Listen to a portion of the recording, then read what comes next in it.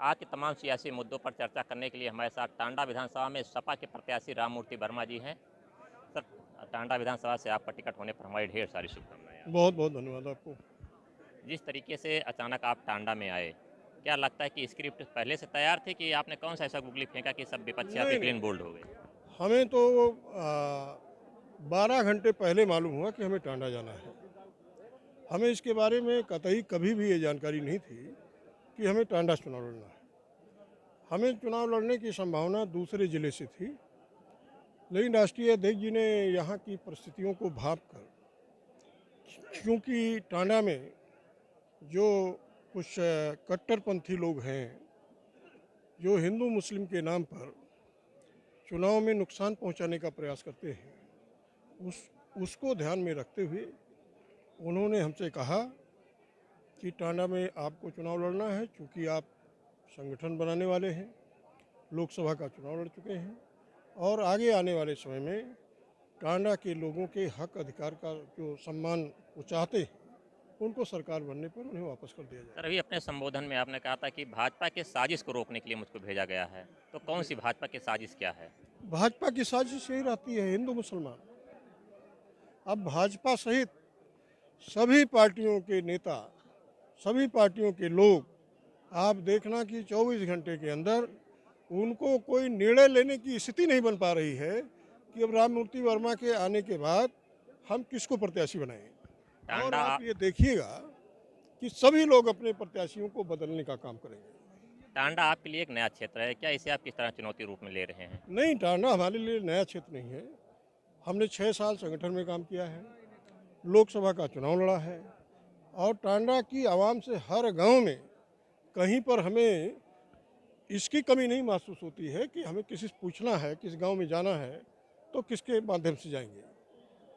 अभी आपने एक चीज़ कहा था कि कुछ लोग लखनऊ आज भी गए हैं टिकट के लिए, तो इतनी भीड़ आपके कार्यक्रम में इतनी भीड़ आई, तो ऐसा कौन सा नेता है जो आपसे मजबूत है कि सपा में आपका टिकट कटवा देगा? देखिए, नहीं, टिकट कटने और मिलने की बात नहीं है।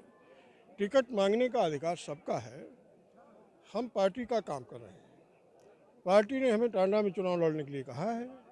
हम साइकिल निशान का वोट मांग रहे हैं।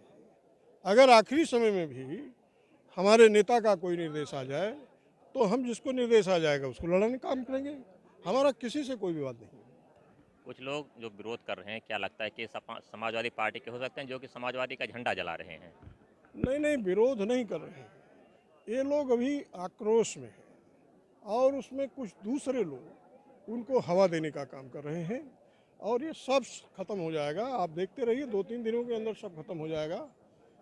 जिन लोगों ने ये कार्रवाई किया है वो लोग कल से ही मिलना चाहते हैं, बात करना चाहते हैं। उनको पश्चाताप है अपने किए हुए, जो उन्होंने जो किया उस पर पश्चाताप है उनको। टांडा को लेके आपका ड्रीम क्या होगा? क्या करना चाहेंगे टांडा के लिए आप?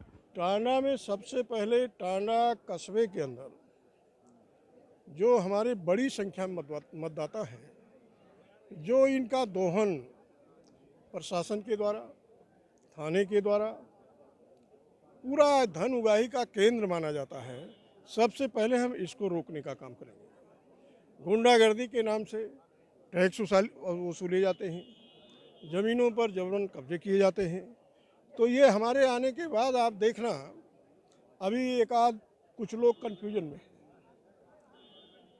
फिर ये कहीं टांडा सीमा के अंदर कोई भी गुंडा मवाली या गलत अधिकारी कहीं दिखाई नहीं पड़ेगा आपको।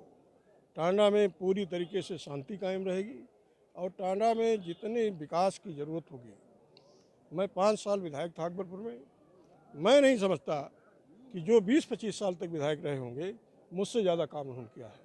जो भी आम आवाम की ज़रूरत होगी उनके परिवार की तरीके से उनकी मदद करूँगा, उनके सुख दुख का साथी बनूँगा, उनके स्वाभिमान सम्मान की रक्षा करने का काम करूँगा। अम्बेडकर नगर में सपा की क्या स्थिति आप देखते हैं?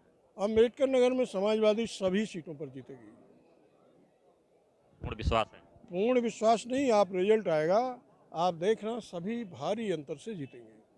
ये थे राममूर्ति वर्मा जी, जिनका साफ तौर पर कहना है कि वो टांडा में इसलिए आए हैं कि यहाँ की आवाम का ख्याल रख सकें। अनुराग चौधरी, ईटीवी भारत, अम्बेडकर नगर।